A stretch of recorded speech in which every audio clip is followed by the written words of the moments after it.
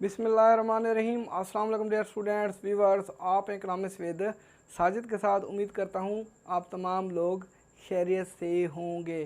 काफ़ी सारे students comments में कह रहे थे कि sir Sargodha university economics BA BSc जो पेपर ए है और जो पेपर बी है उसके मोस्ट इम्पॉर्टेंट क्वेश्चन बता दें।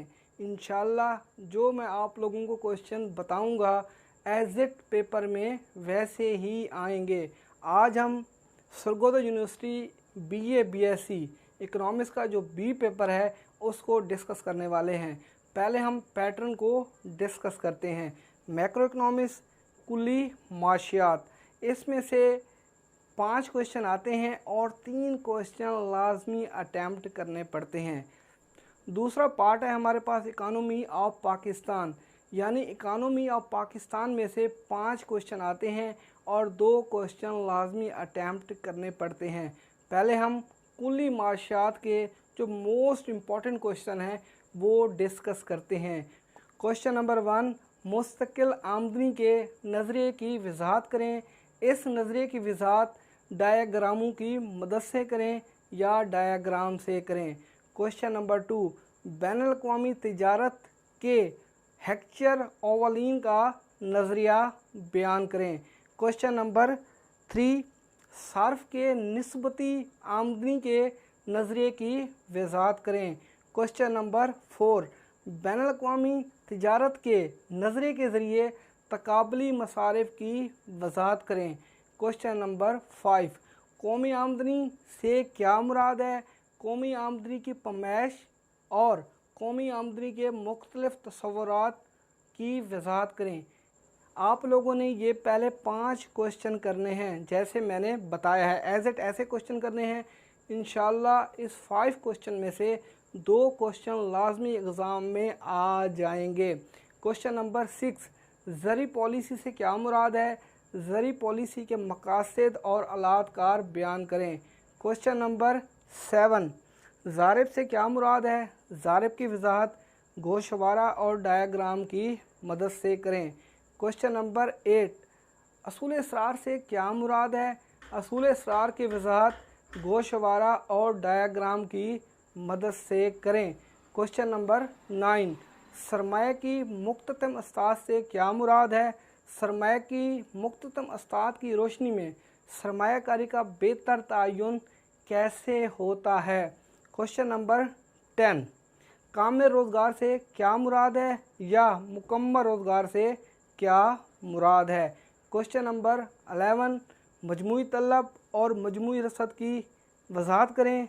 मजमूई तलब और मजमूई रसद की रोशनी में कौमी आमदनी की मतवाज़न सतह कहाँ कायम होती है। अब क्वेश्चन नंबर 12 करना है, ये हमारे पास शार्ट नोट है। शार्ट नोट नंबर 1, क्लासिकल नज़रिया रोज़गार, मैक्रो इकोनॉमिक्स की जो प्रॉब्लम्स हैं 2, और तीसरा शार्ट नोट है हमारे पास शय का कानून मंडियाँ, और चौथा शार्ट नोट है हमारे पास नज़रिया मिक़दार ज़र। अब हम इकानमी ऑफ पाकिस्तान को डिस्कस करते हैं। क्वेश्चन नंबर 1, तरक्की पजीर ममालिक की खसूसियात बयान करें। क्वेश्चन नंबर 2, पाकिस्तान में सनती तरक्की की अहमियत बयान करें और सनती तरक्की के पसमंदगी की वजूहात बयान करें, और सनती तरक्की की जो पसमंदगी की वजूहात हैं उसे कैसे दूर किया जा सकता है। क्वेश्चन नंबर 3, माशी तरक्की की पैमाइश किन तरीक़ों से की जा सकती है।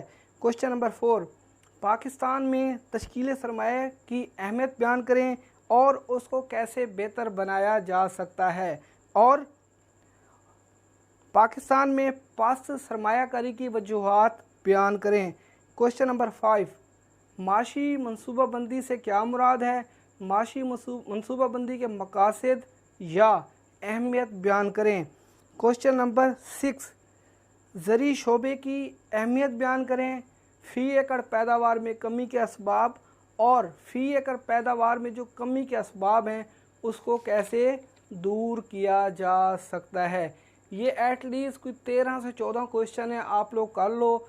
इंशाल्लाह 100% ये क्वेश्चन पेपर में आएंगे। और आप लोगों से रिक्वेस्ट है कि अभी तक अगर आप लोगों ने मेरे चैनल को सब्सक्राइब नहीं किया तो मेरे चैनल को सब्सक्राइब कर दें, और जो साथ में एक घंटी का निशान है जिसे हम कहते हैं बेल आइकन, उसको पुश कर दें, हल्का सा पुश कर दें, ताकि आप लोगों को हर नई आने वाली वीडियो का नोटिफिकेशन मिल जाए। और एक छोटी सी रिक्वेस्ट है कि मेरी वीडियो को लाजमी लाइक भी किया करें और दोस्तों के साथ शेयर भी किया करें। Thank you.